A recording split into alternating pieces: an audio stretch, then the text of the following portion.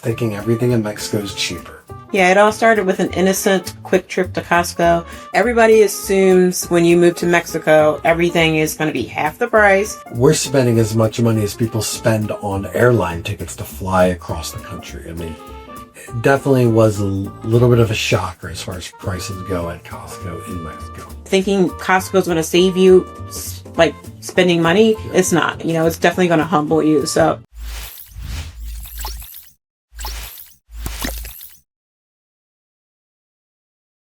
welcome to This Might Be a Bad Idea, where love, life, and questionable decisions collide. I'm Erica. And I'm Jeff, and today's bad idea is thinking everything in Mexico is cheaper. Yeah, it all started with an innocent, quick trip to Costco that ended with an 8,000 peso bill later. So, I mean, everybody assumes when you move to Mexico, everything is going to be half the price and margaritas grow on trees. Yeah. Well, yeah, I mean, I think, us going there, I kind of thought that too, but then I realized, wow, we're spending as much money as people spend on airline tickets to fly across the country. I mean, it definitely was a little bit of a shocker as far as prices go at Costco in Mexico. Yeah, I mean, what were you expecting prices to be? Well, I mean, I didn't think they were going to be as much as our normal prices in the U.S. I thought they were going to be a little bit cheaper. Now, I mean, of course, it is a kind of those bulk stores where you're buying everything in bulk.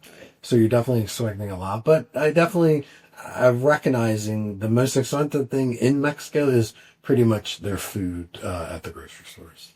Yeah, I mean, we did do a full shop because we just arrived in Mexico in July. And, my cousin got us a few things to get us started for the first night. But when we went to Mexico, this was kind of like, okay, we don't have a car. Let's prep for the month or battle down and get as much as we thought we could. Yeah. But still, 8,000 pesos is still a lot. I mean, that is probably around maybe $400, $500 USD. So it was a sticker price shock for me when, I was like, oh, I pulled out cash and thought I had enough cash. Well, pesos. And then I was like, oh, I definitely have to use my card. So that was a big shocker for us. I mean, our neighbors drove us essentially because, again, we don't have a car yet. We Uber everywhere. And we knew this was going to be a bigger shop. So our neighbors were nice enough to offer to drive us to Costco. And I remember them showing us the cenote. So you want to talk about that? Yeah, I mean, the cenote was cool because, you don't realize that there's a cenote right in the middle of the parking lot of your local Costco. But it was pretty cool. Now, it was at night, so we couldn't really see it too much. What I do remember, though, is I do remember later on having like maybe 10 to 15 mosquito bites all over me. And I directly think it had to do with going to the cenote, but I still had a great time. But that was definitely a welcoming call that I needed to use, bug spray. Yeah, for sure.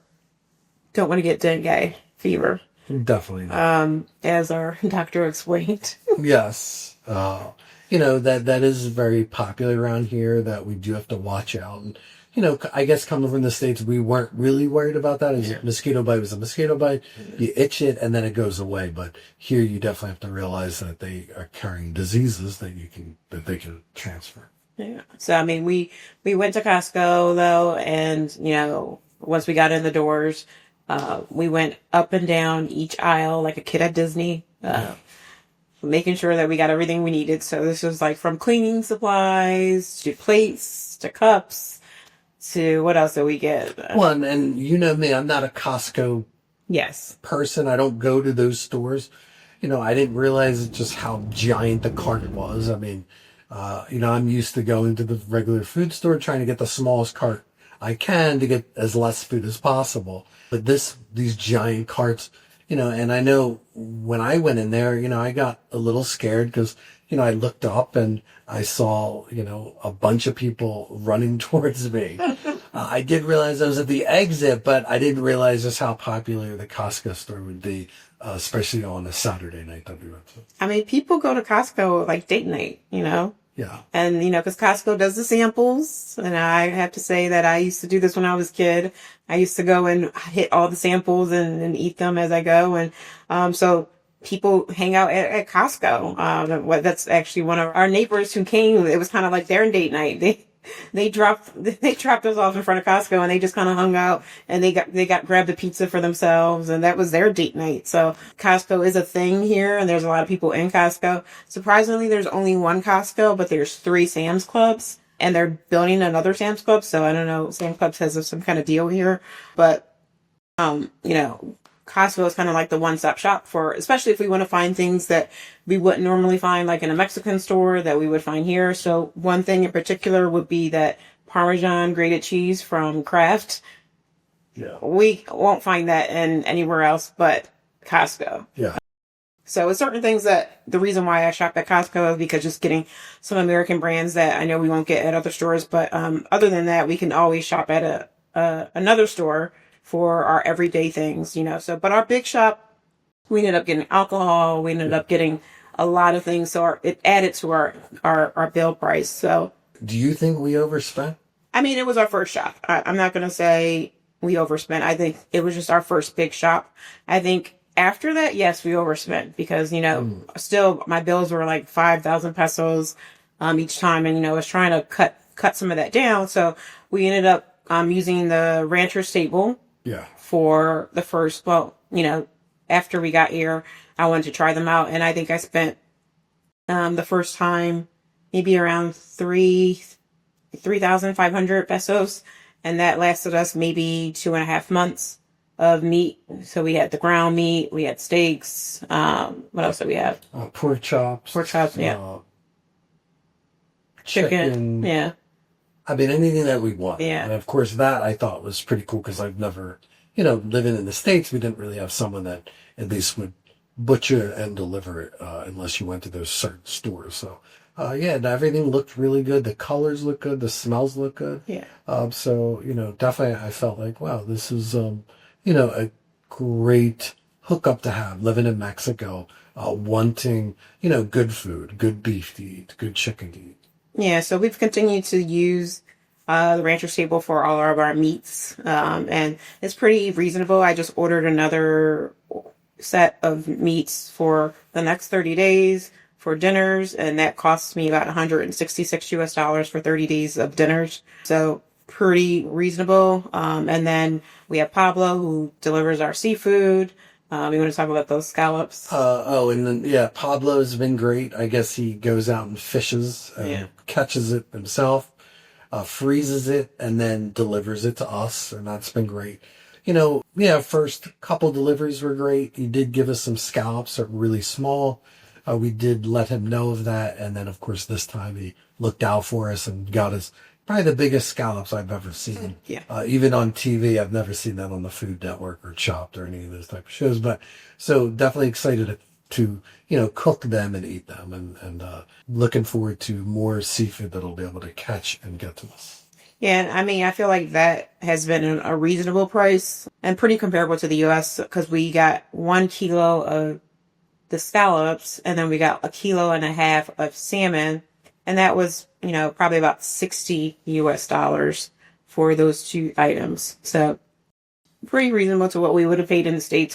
Yeah, actually that is reasonable because if you think scallops are really expensive in the States, and we got giant scallops. I mean, they're giant. I mean, I'm thinking that for every 1 scallop, well, it's 2.5 maybe. It would be normally probably like maybe 3 scallops. So I think we, scored that way. So I think, and then to have something that giant, to cook something that it's going to taste great.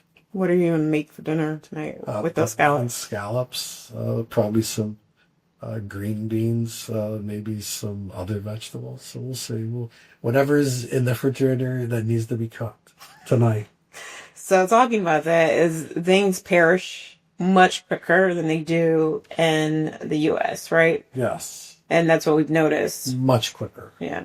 So we buy a lot of things and we buy them in bulk because, again, we don't drive yet. So we're thinking, hey, let's buy more in bulk and keep it in the fridge or freezer. So that way, we have more stuff to last without having to go and do more and more shops. But that is not the case. Things go bad so quickly here that we're almost wasting money, right? Because I think we definitely waste money because we're just used to, treating the foods how we used to treat it. Yeah. And I think in this environment, totally different. And what we've learned is just you got to put everything in the refrigerator. That's the only way to do it. But yeah, I mean, overall, we definitely waste food, and in the beginning. But I think it's just a learning process, right? No one's here is teaching us. It's just us understanding, the food, how long it's going to last, and what we need to cook daily to make sure that doesn't happen. Yeah, I mean, they don't put a lot of preservatives in their food, so that's the reason why they don't stay as long as what they do in the States. So we just have to, we're starting to learn that process. And that's why I think, we talked about starting to grow our own foods and vegetables. So that way, some of those things that perish pretty quickly, we just have grown in the garden so we can just grab them as we go. So like our herbs, cilantro or ginger, tomatoes, bananas, like that's stuff that goes so quickly that if we have it growing now, then we don't have to worry about throwing it out for one, or, going to have to go to the store and find it, because sometimes it's not even at the store because they don't have it in stock. I think that's a huge difference also. I think here everyone grows things, not everybody, but Mexicans. But I'll walk and I'll see people out their garden watering it. So I think it is ultimately, because of the food prices being so high here, it's just better to grow it, eat it. Even have chickens, Yeah, we talked about that. Very popular. You hear that everywhere. And then, eat everything that you grow and, that you raise. And I think ultimately that's a way to, help the cost of, food and things like that here in Mexico. So what's the first thing that you want to grow? I mean, I think tomatoes probably, because I think tomatoes, we definitely need them. Overall, we can make them in everything. Peppers, definitely peppers, tomatoes. And then, I'm looking forward to definitely herbs for sure. Cilantro, parsley, those type of things that, that go bad quick. That we all just walk back, pick, put in our food, and then eat it and enjoy something that we know we grew. What's your fear about growing in Mexico? I mean, between the heat and then obviously we have the iguanas. Well, I mean, I guess the fear is not growing. I mean, I think anybody growing has a fear of it just not, growing and not doing what it's supposed to do. So, it's going to be a learning process.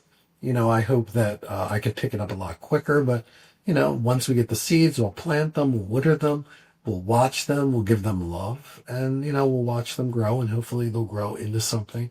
And, as things grow, we'll learn more about growing and be better at it. Yeah, I think between growing things, going to our local farmer or the mercado, they have a big mercado here in Centro. We live about 45 minutes from Centro, so it's not always convenient for us to go to the local market. So we are lucky that Rancher's Table does deliver to us, so we can make that order. But, those are the options, to save money instead of going to those big box stores like your Walmart, your Costco, your Sam's Club, which the prices are going to be more expensive. But, buying locally is more effective and more cheaper, but it's just being smart about it, knowing how much to buy and when to buy it. So I think we're still kind of learning that process. So, moving abroad is cheaper in some ways, but, we're trading that for the quality and the community and just having the patience of, having a better life here in Mexico. So. Yeah, then I agree. I think, if you're here to move to Mexico, is this a cheaper way to live? Yeah, that is the case in some situations. But I think going food shopping, it's the opposite, right? So if you grow those foods, if you have chickens, if you do those type of things, then yeah, what you want to get out of it, a cheaper way of living, that's going to happen. But I think, going to the food store, especially Costco, it's not going to happen. You're just kind of doing the opposite. Exactly. I mean, so if you're moving to Mexico thinking, oh yeah, it's just like the U.S. And some people have said that, especially here in Merida, because we have Ashley Home Store, we have Texas Roadhouse, we have all those U.S., stores, but thinking Costco's going to save you, like, spending money, it's not. It's definitely going to humble you. So, it's been a learning experience for us for sure. Yeah, I think, more we go, more we understand our surroundings, what's there what to buy at Costco, what to buy at other places, I think we'll understand, how much money we should spend there and how much money we should go spend more local, right? To local hardware stores or the local vegetable stores, or grow the vegetables and save money that way. Yep. So that's all this week. Subscribe and share us your worst expat shopping stories. And then next week we'll be talking about bathroom culture shock, and it involves a bucket. Thanks for tuning in.